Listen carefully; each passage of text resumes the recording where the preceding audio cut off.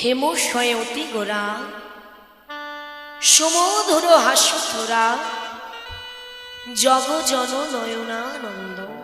মাগো, আজ মহাজন বললেন হেমশয়ে অতি গোরা। আজ মহাজন কত সুন্দরভাবে পদাবলী করেছেন দেখুন। আজি হেম মানে কি মা? হেম মানে হচ্ছে সোনা। যে অলংকার আমরা অঙ্গে ধারণ করি তার আরেকটি নাম হচ্ছে হেম। তাহলে এত কিছু জগতে থাকতে মহাজন হেমের সঙ্গে অর্থাৎ সোনার সঙ্গে আমার গৌরহরির কথা কেন বললেন? পদাবলিতে হেমের কথা কেন লিখলেন? এই হেম মানে সোনা, কাঞ্চন মানে সোনা, হাটক মানে সোনা, সোনার অনেক নাম। কিন্তু এই সোনার সঙ্গে আমার গৌরহরির কি তুলনা করে দিলেন? হরিবোল হরিবোল। কি গো মা, এ জগতের সোনার সঙ্গে বাবা আমার গৌর সোনার কি তুলনা করা যায়? কি গো মা, যায়? যায় না। শুধু সোনা কেন, কোনো কিছুর সঙ্গে আমার গৌর সোনার তুলনা হয় না। হরিবোল হরিবোল। এ জগতের সোনা মূল্যবান হতে পারে, এ জগতের সোনা মূল্যবান হতে পারে, এ জগতের সোনা উজ্জ্বল হতে পারে, কিন্তু তার চাইতে অধিক অধিক অধিক উজ্জ্বল তব সোনা আমার গৌরাঙ্গ সোনা। তাই অধিকতম উজ্জ্বল হলো আমার গোরা সোনা, নদিয়ার চাঁদ গৌর হরি। তবে ইহজগতের সোনা অধিক যদি কেউ যতটুকু প্রয়োজন হয় তার থেকে অধিক যদি কেউ অঙ্গে ধারণ করে, কথা নয় জয়নিতা, একটু কথা বলবেন না, চরণ ধরে বলছি, কেউ কথা বলবেন না, কথাগুলো মন দেবেন। আমরা এমনিতেই সংসারজি, সংসারে থেকে যতই বলি ভগবানের নাম করা আমাদের হয় না। সময় অনেক কম, ভজনের পথ অনেক বেশি, তাই না মা? জীবনের আয়ু মাত্র 100 বছর, কিন্তু বাঁচি না। আজকাল কেউ গর্ভেই চলে যাচ্ছে, কেউ 5 বছর, 10 বছর, 50, খুব জোর করে 60 থেকে 80। তাহলে তার মধ্যে আমাদের কত কিছু করতে হবে মা। নিতাই চাঁদের করুণা পেতে হবে, গৌর কৃপা পেতে হবে, বৃন্দাবনে গিয়ে রাধা গোবিন্দের কৃপা পেতে হবে। তাই এই যে সুযোগটা আজ পেয়েছেন, আজ নবদ্বীপ আপনার কাছে বৃন্দাবন, এই সুযোগটাকে ভেলায় ভেলায় সাংসারিক কথায়, আন গল্পে কেউ কাটাবেন না।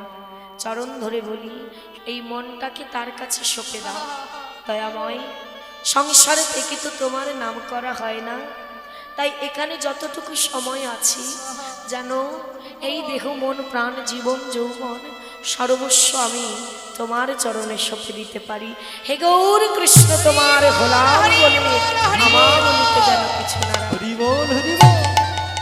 তাই শুনুন, ইহজগতের সোনা আর আমার গৌরাঙ্গ সোনা, ইহজগতের সোনা যদি নিজের অঙ্গে যতটুকু প্রয়োজন তার থেকে অধিক যদি আমরা কেউ ঘরে রাখি বা অঙ্গে ধারণ করি, তার দশা কি হবে? আর আমার গৌর সোনাকে যদি কেউ অঙ্গে ধারণ করতে পারি, তার বা দশা কি হবে? দৃষ্টান্ত দিয়ে বলছে শোনো। মনে করুন কোনো ব্যক্তির বাড়িতে, গ্রামে কোনো ব্যক্তির বাড়িতে মহাজন বললেন তার কাছে 10 কেজি সোনা মজুত করা আছে মাত্র। মহাজন বলছে মাত্র 10 কেজি। 10 কেজি সোনা কি কম? মহাজন বললেন মাত্র, তার কাছে মাত্র। তাহলে মাত্র 10 কেজি সোনা মজুত করা আছে তার ঘরে। যদি কারো কাছে 10 কেজি সোনা মজুত করা থাকে মা, তার দশাটা কি হবে? সে ভাববে না যে গ্রামে আজও অনেক রকমের সমস্যা আছে, এত সোনা আছে আর এই দুর্মূল্য বাজারে এই গ্রামে আমার চাইতে অধিক ধনী আর কেউ নাই, তাহলে এই সোনা নিয়ে আমি গ্রামে কেন পড়ে থাকবো? আমি শহরে যাব, শহরে গিয়ে এই স্বর্ণ বিক্রি করে আমি একটি বাড়ি কিনবো, 2টি গাড়ি করব, কিছু টাকা পয়সা মজুত করে রাখবো, আমার সুখেই দিন চলে যাবে। তাহলে কি হলো দেখুন, এতদিন সে গ্রামে ছিল, প্রভুর চরণ সেবা করেছি, তাকে স্মরণ করেছি। কারণ কাঙালের ঘরে আর কিছু থাকুক বা না থাকুক, ঘরের কোণে একটি মন্দির থাকবে। হরি বল হরি বল। বড় বড় বাড়িতে বড় বড় বাড়ি আছে ঠিকই মা, কিন্তু ভগবানের জায়গা না। ভগবানের জায়গা সিঁড়ির কোনায়, আলমারির কোনায়, কোন কোন জায়গায় তো নাই। তাই বলে গ্রামের বাড়ি বা কাঙালের ঘর, যার নিজের কিছু নাই, যদি পারে একটা বাঁশকুটি দিয়েও একটা ভগবানের ছবি সে রাখে। তাই বলছে সেই মনটা কি হয়ে গেল দেখো মা, 10 কেজি সোনা। যখনই ওই 10 কেজি সোনা তিনি এই কথা ভাবলেন, সঙ্গে সঙ্গে তার মধ্যে অহংকার প্রবেশ করলো। কি? আমি ধনী, আমার চাইতে বড় ধনী কেউ নাই। এই যে আমি, আমার আমিত্বটা তার মধ্যে ঢুকে গেল, প্রবেশ করে গেল, তার আর ওইখানে মন বসছে না, অহংকার প্রবেশ করেছে। আর যদি কারো মধ্যে অহংকার একবার প্রবেশ করে, তাহলে আর কেউ পেছনে দাঁড়িয়ে থাকে না, সবাই তার ভেতরে প্রবেশ করে। বল হরি বল। হিংসা, নিন্দা, পরচর্চা, লোভ সব কিছু প্রবেশ করে, আর কেউ দাঁড়িয়ে থাকে না। অহংকারই হলো মাথা। তাহলে অহংকার তার মধ্যে প্রবেশ করলো মা, আর সঙ্গে সঙ্গে সে কি করলো, ওই সোনা নিয়ে শহরে চলে গেল। শহরে গিয়ে বিক্রয় করে বাড়ি গাড়ি টাকা করি সব করলো। কি হলো, আমি সুখেই থাকবো। এবার কি প্রবেশ করলো, অহংকারের সাথে সাথে প্রবেশ করলো সুখী থাকার লোভ। আমি সুখী হব। আমি যদি মনে করি আমি সুখী হব, আমি সুখী হতে পারবো না। সে যদি না চায়, আমার কর্ম যদি না চায়, তাহলে আমি সুখী হতে পারবো। কিন্তু সে বলছে আমি সুখী হব, তার মধ্যে লোভ প্রবেশ করলো। ধীরে ধীরে অহংকার, লোভ, পরনিন্দা, পরচর্চা সকল কিছুতে তার এই যে হৃদয় মন্দির, যেখানে ভগবানের বাস, সেখানে এই আগাছা কুয়াছাগুলো বসে গেল। কাম, ক্রোধ, লোভ, মোহ, মদ, মৎসর্য সকল কিছু এই হৃদয়টাকে ঘিরে নিল, আর ভগবানের জায়গাটা, দুয়ারটা বন্ধ হয়ে গেল। তাহলে এ জগতের সোনা যতটুকু প্রয়োজন, তার থেকে বেশি অঙ্গে ধারণ করলে তার দশা এমনই হবে। কিন্তু মাগো, কেউ যদি আমার গৌরাঙ্গ সোনাকে অঙ্গে ধারণ করতে পারে, কেউ যদি গৌর ধনে ধনী হতে পারে, কেউ যদি আমার গৌরকে ভালোবাসতে পারে, তার দশা কি হবে গো মা? কেউ যদি প্রকৃত ভাবে ওই গৌর নয়নে নয়ন দিতে পারে, তাহলে তার এই ছাড় মায়ার সংসার কিচ্ছু ভালো লাগবে না। গৌরকে যদি কেউ ভালোবেসে হৃদয়ে বসাইতে পারে গো মা, যদি মনে করে যে সে কাঙাল, তার কিছু নেই, কিন্তু তার কাছে গৌর হরি আছে, তাহলে সেই হলো এ জগতের সব থেকে বড় ধনী। গৌর ধনে ধনী যে, সেই তো ধনী গো মা। এ জগতের ধন দিয়ে কি হবে গো, যদি গৌরকে আপন করতে না পারলাম, তাকেই ভালোবাসতে না পারলাম, যার জন্য ভাবে এলাম তাকেই যদি মনে না রাখলাম, তাহলে আর এই দেখির কি হলো? বললি রে, গৌরকে যদি প্রকৃত ভাবে ভালোবাসতে পারে, ওই গৌর নয়নে যদি কেউ নয়ন দিতে পারে, দিনে দিনে দেখবে তার দশা কি হয়। ধীরে ধীরে সে পথের পাগল হয়ে যাবে। সংসারে থাকবে বটে, মনটা থাকবে এমন হরিবাসরে। সংসারে কর্ম করব ঠিকই, কিন্তু মনটা থাকবে যে কোথায় একটু হরিবাসর হচ্ছে, কবে যে কতদিন হয়ে গেল কৃষ্ণ নাম,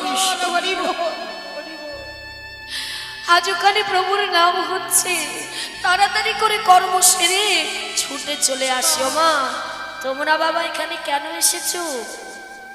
ওই সংসারে তো সবই পাই, তাও কেন এলাম? ওই যে মন, এই মনটা যে তাকে দিয়ে ফেলেছো গো মা, তাকে যে ভালোবেসে ফেলেছো, তাকে যে নিজের করে নিয়েছো, তাই তো সকল কর্ম সেরে এখানে বসে আছো কেন? যাই, একটি বছর পরে আমার প্রভু এসেছে, সেখানে গিয়ে একটু বসি, তার নাম বদনে করি, একটু ভক্ত সঙ্গ করি, চরণ ধুলা অঙ্গে মেখে জনমের মতো এই জীবন ধন্য করি, ধন্য করি। তাই গো মা বললেন তার দশা হলো সে দিনে দিনে পথের কাঙাল হয়।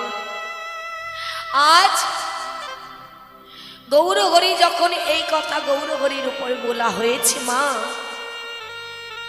আজ নদিয়ার চাঁদে গৌরহরি নদিয়া নবদ্বীপে পথে পথে ঘোরে আর সকলের দাঁড়ে দাঁড়ে গিয়ে হরি হরি বলে কাঁদে।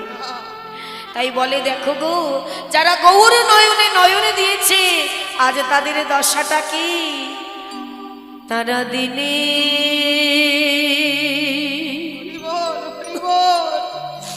নিজে অনুভব করো মা যে ভগবানকে ভালোবেসে আমার দশাটা ভিতরে অন্তরের দশাটা কি হয়েছে। এটা তো বহির, অন্তরের ভাবটা। সে দিনে দিনে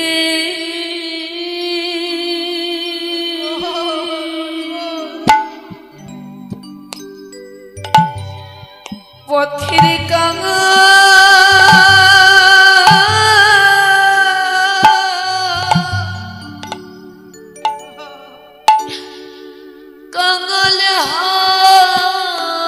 হাই গো,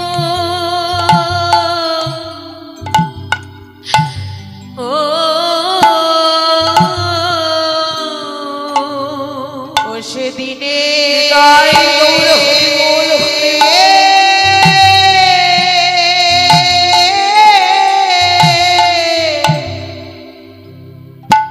দিনে দিনে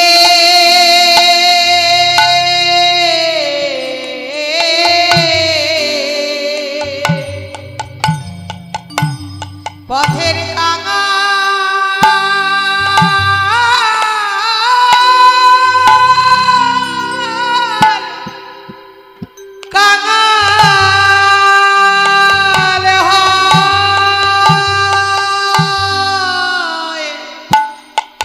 হয় গো,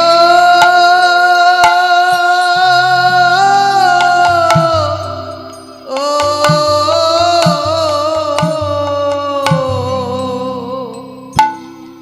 ও সেদিনে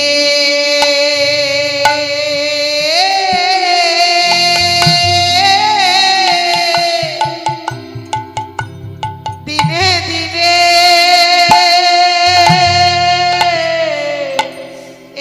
গৌর হরি গৌর হরি গৌর হরি। পথের কাঙাল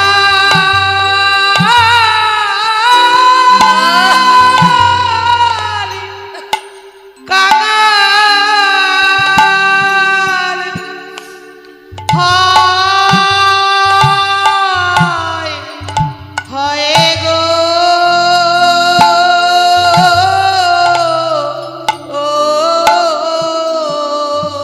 ও আমার গৌর ভালো হরি বল হরি বল। ভালোবাসে হরি বল। যারা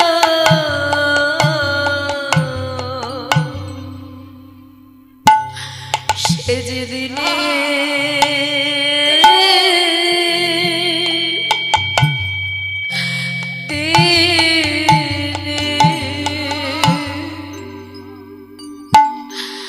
ওই পথের কাঙাল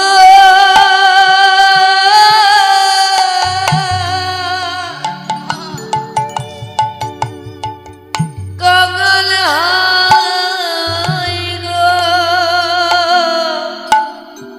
ও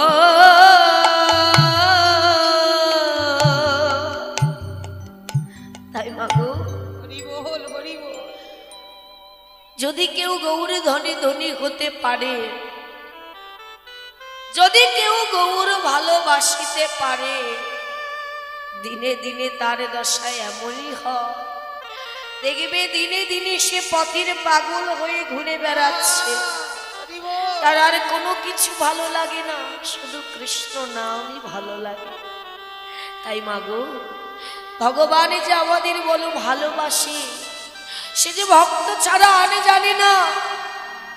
ভক্ত বড় ভালোবাসে সে নিজ মুখে নারদ মুনিকে বলে গিয়েছিল, নারদ তুমি জানো নারদ, আমি সদা সর্বদা কোথায় থাকতে ভালোবাসি? যখনই বলেছে, নারদ বলছে, দয়াময় জানতে চাই, একটু বলো তো তুমি কোথায় থাকতে ভালোবাসো? শুনে রাখুন, ভগবানকে কোথায় গেলে পাবেন। তখন নারদ বলছে, বলো দয়াময় কোথায় তুমি থাকো? এ কথা শুনে ভগবান মৃদু হেসে বলছে, তবে শোনো নারদ, আমি কোথায় থাকতে ভালোবাসি জানো? নাহং তিষ্ঠামি বৈকুণ্ঠে যোগিনাং হৃদয় নাচ, এই মদ ভক্ত যত্র গায়ন্তি তত্র তিষ্ঠামি নারদ। হরি বল নারদ, আমি ওই বৈকুণ্ঠে থাকতে ভালোবাসি না, আমি যোগীদের হৃদয়েও থাকতে ভালোবাসি না। আমি কোথায় থাকতে ভালোবাসি জানো? যেখানে আমার ভক্তগণ মিলিত হয়ে হরি বল আমারই নামে গুণাগুণে সংকীর্তন করে, আমি ওই বৈকুণ্ঠ থেকে ছুটে আসি সেই হরিবাসরে। দূর থেকে দাঁড়িয়ে দাঁড়িয়ে দেখি এই ভক্তরা আমারই নাম লয়, কৃষ্ণ বলে, আরে ধুলাই গড়া ঘুরি হরি বল হরি বল হরি বল একে অপরকে জড়ায় ধরে কোলাকুলি দেয়। তখন কি আমি নিজেকে ধরে রাখতে পারি বলো নারু? আমি ওই ব্রহ্মাণ্ড থেকে ছুটে আসি কেন জানো? আমার ভক্তের ভালোবাসায়। আমার ভক্তরা কৃষ্ণ বলে কেঁদে এত কেন সুখ পায়, তাই আমিও সেই ভক্তের চরণ ধুলা মেখে নিজের হৃদয়কে শান্ত করব বলে ছুটে আসি নারু। তাই ভগবান বলছে, নারদ গো, যখন এক ভক্ত আর এক ভক্তকে জড়িয়ে ধরে কোলাকুলি দেয়, তাদের দুজনের মাঝে যে ফাঁক থাকে না, ওই ফাঁকের ভেতরে আমি নিজে প্রবেশ করে তাদের সঙ্গে ধুলাই গড়া করে দিই। হরি বল হরি বল এই মাগো, আজ সেই সুযোগ বাবা, একে অপরকে কোলাকুলি দাও, ভক্তের চরণ ধুলা মেখে জীবন ধন্য করো, আর জনমে হয় কি না হয়। তাই ভগবান বললেন, নারদ আমি সেই ভক্ত মাঝে যা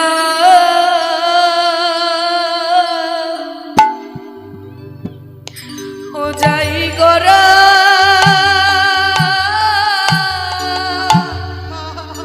হরি বল হরি বল গড়া গরি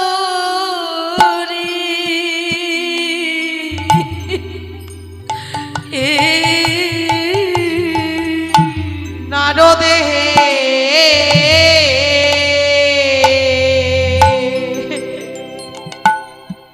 আমি ভক্ত ও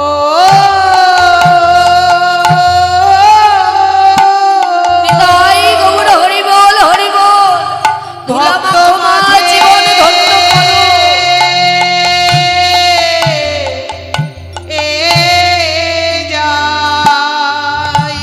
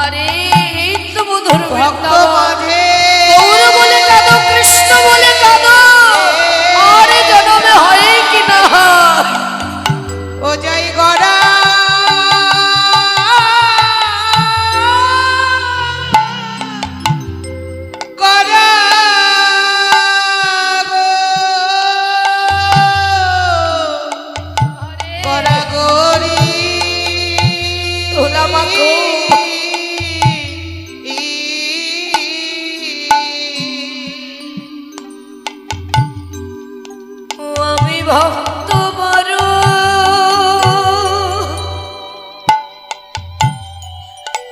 বড় ভালো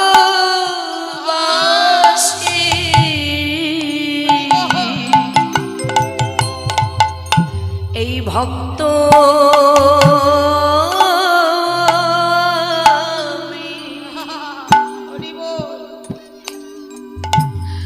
নারদ মাথা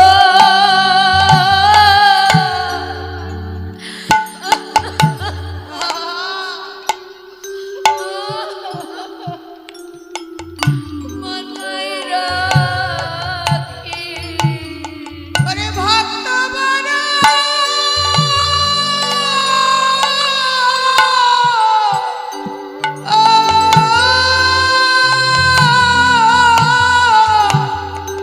ভক্ত বড় ভালো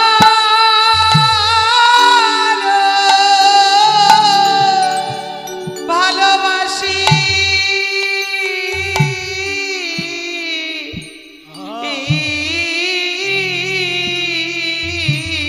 আরে হরি বলে কাঁদো ভক্তের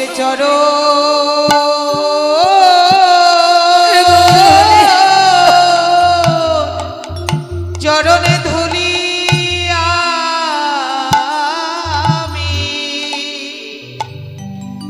আমি অঙ্গে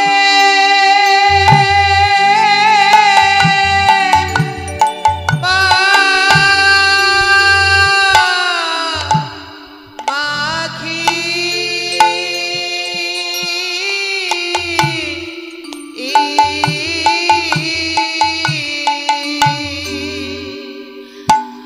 আমি ভক্ত ছাড়া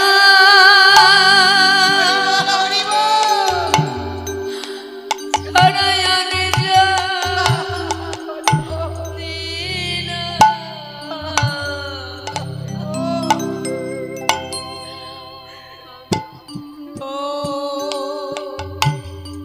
ভক্ত বড়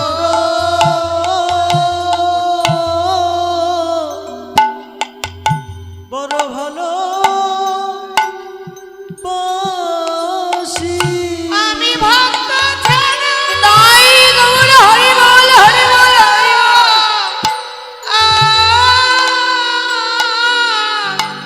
ভক্ত ছাড়া আমি জানি না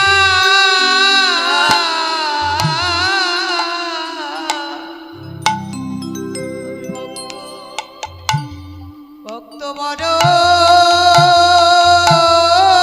আরে বড় ভালো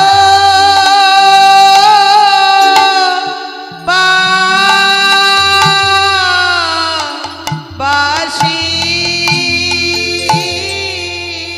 ভগবান ভগবান বলে নারদ আমি যেই ভক্ত বড় ভালোবাসি ভক্ত ছাড়া আমি আর জানি না এই ভক্ত আমার মাতা এই ভক্ত আমার পিতা এই ভক্ত আমার গুরু এই ভক্ত জনা নাম রেখেছে আমার বাঞ্ছা কল্প করু আমি যে ভক্ত বড় ভালোবাসি ওনারও ওমা কথাটা তো মিথ্যে নয় আজ ভগবান আমাদের সব দিয়েছে আজ মাতা হয়েছি পিতা হয়েছি সন্তান হয়েছি আমাদের কত কিছু আছে কত জনা আছে কিন্তু ভাবতে পারি একটু ভেবে দেখি ভগবানের কে আছে গো মা ভগবানের যেই ভক্ত ছাড়া আর কেউ না এই ভক্তের লাগে তিনি বসে থাকে কখনো একবারে ডাকবে কখনো বলবে গৌর ঘরে তুমি এসো আর আমি ছুটে সেই ভক্তের কাছে চলে যাব তাহলে মা ভগবান আমাদের এত ভালোবাসে ভালোবাসে শুধু নয় ব্রহ্মাণ্ড হতে তিনি ছুটে আসে বৈকুণ্ঠ হতে শুধু আমাদের মতো ভক্তের চরণ ধোলা মাগবে বলে তাহলে আমাদের কি করণীয় মা এই যে জন্মটা এই যে দেহটা পেয়েছি শুধু সংসারের লাগি নয় শাস্ত্রে বললেন কৃষ্ণ ভজিবার তরে সংসারে আইনু, তবে মিছে মায়াই বদ্ধ হয়ে বৃক্ষ সম হই। ভেবে দেখো, যেদিন ভবে এসেছিলাম এই মাতৃগর্ভ থেকে মায়ের কোলে, সেদিন মায়ের গর্ভ থেকে কোলে বসে ভগবানকে মাতৃগর্ভে কথা দিয়েছিলাম যে দয়াময়, একবার আমায় এই ভবে পাঠিয়ে দাও। আমি তোমায় কথা দিলাম এ ভবে এসে আমি তোমারই সেবা পূজা করব। কিন্তু ভগবানকে সেই কথা কি কেউ আমরা রাখতে পেরেছি বাবা? কেউ রাখতে পেরেছে গো মা? কেউ রাখতে পারেনি। আপনি বসুন মা, যায়নি তাই বসে পড়ুন। কেউ আমরা রাখতে পারিনি, শুধু কথাটাই দিয়েছি। যখনই এই মায়ের গর্ভ থেকে মায়ের কোলে পড়েছি, মায়ের ওই চাঁদ বদনটা দেখেছি, আর ধীরে ধীরে ধীরে ধীরে মায়ার জালে জড়ায়ে গেছি। মায়া পিশাচি আমাদেরকে গ্রাস করে নিয়েছে। আর যার জন্য ভাবে এলাম আজ, তার চরণ না ধরে, তার সেবা পূজা না করে, তার দাস না হয়ে সবাই মায়ার দাস হয়ে বসে আছি। মায়া ছাড়ে না গো। আজ শিশুকাল থেকে বৃদ্ধ হয়ে গেলাম, সংসারের জন্য ভূতের খাটুনি খাটতে খাটতে আজ শেষ। কি দিল সংসার গো বাবা, কি দিল মা? শুধু দুঃখ, যন্ত্রণার কষ্ট। সংসারে যদি শুধু যন্ত্রণা দিতে জানে গো মা। ভালো যদি কেউ বাসে, সে একমাত্র যার কোনো স্বার্থ নাই, শুধু আছে ভালোবাসা। যাকে অনুভব করলে কষ্ট হয় না, হয় হৃদয় ভরা শান্তি, সে হলো আমার ভগবান। তাই কাঁদতে যদি হয় তার চরণ ধরে কাঁদো, ভালো যদি বাঁচতে হয় প্রভুকে ভালোবাসো। কারণ এ জগতে কিছুদিন এসেছি আমরা, শুধু কিছুদিনের অভিনয়। নাট্যমঞ্চ সাজিয়েছে ভগবান, তাতে অভিনয় দিয়েছে তোমায়। আজ কারো কন্যা, কারো বাবা, কারো মা, কারো সন্তান, যেদিন তার ইচ্ছা হবে অভিনয় শেষ, তোমার চলে যেতে হবে আপন ঘরে। নিতাই